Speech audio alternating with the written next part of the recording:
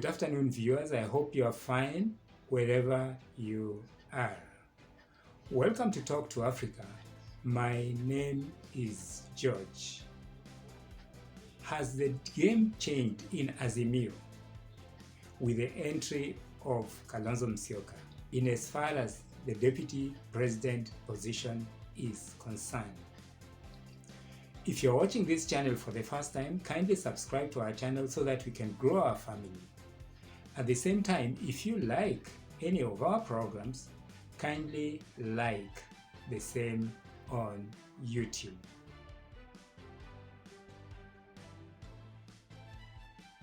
Azimio is a master plan. Azimio is not something that Uhuru Kenyatta and Raila Odinga came up with this year. This has been work in progress, and it has been something that they've been working on day by day. I can tell you the BBI thing was just a part of the plan. In fact, I think when the courts actually froze the BBI arrangement, Uhuru Kenyatta and Raila Odinga immediately embarked on their plan B. Like I've always told you, the plan B of these guys is usually better than the plan A.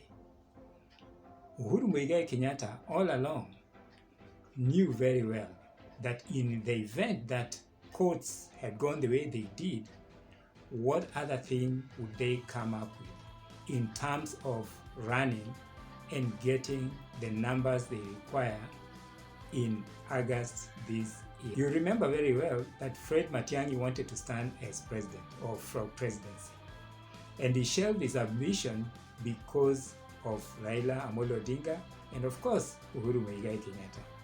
You'll also remember that just recently CS Munya shelved his gubernatorial ambitions for the gentleman called Bas, that is Kiraitu Murungi. These things are not just happening out there. They are actually part of the bigger game, the master plan. Kiraitu Murungi then thereafter joined the Azimio.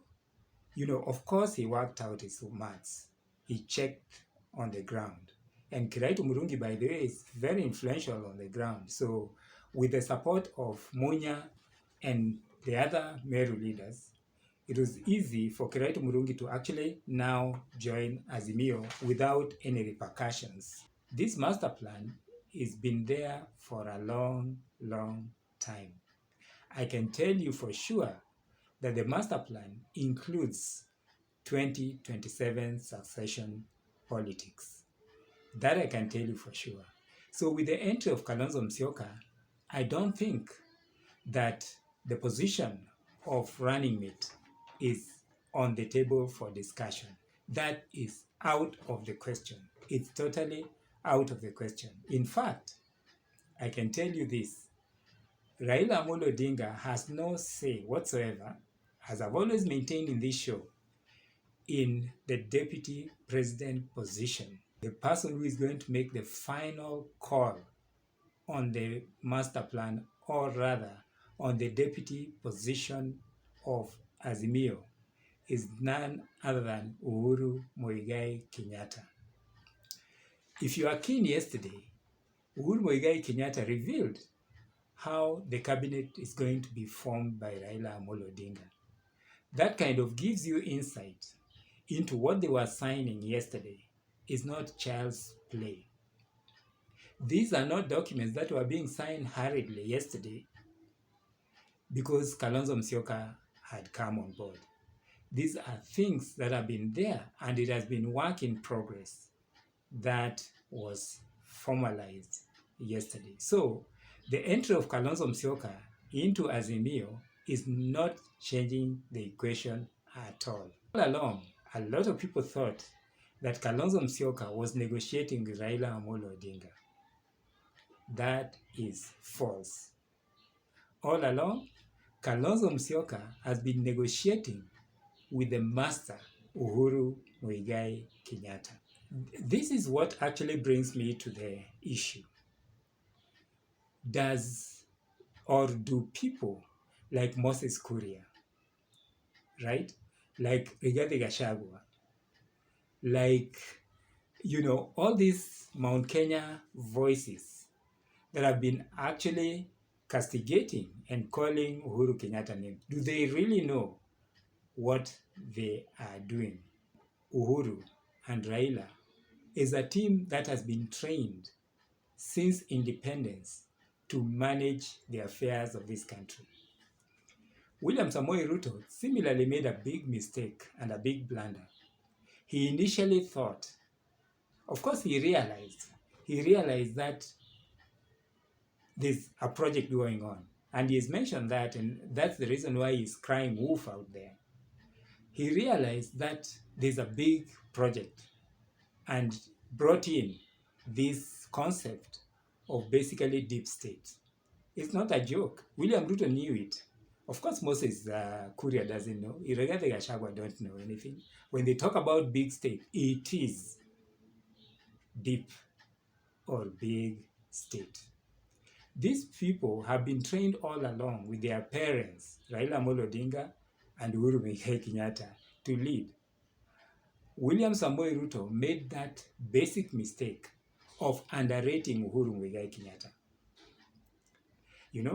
He was looking at Uhuru Kenyatta as just an individual.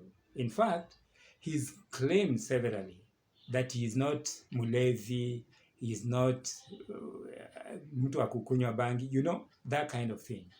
That is the level, the thinking of William Samoei Ruto, which is now costing him dearly. Uhuru Kenyatta and Raila Odinga were playing chess. And on the same chessboard, you had on the other end Moses Kuria, Rigathi Gachagua, Alice Wahome, William Ruto playing drafts on a game of chessboard. That is called a gross miscalculation.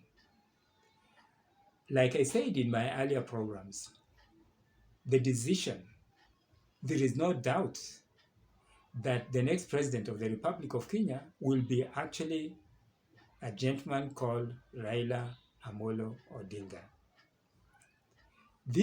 And Raila realizes this. He knows it. He's been there. He knows this very well.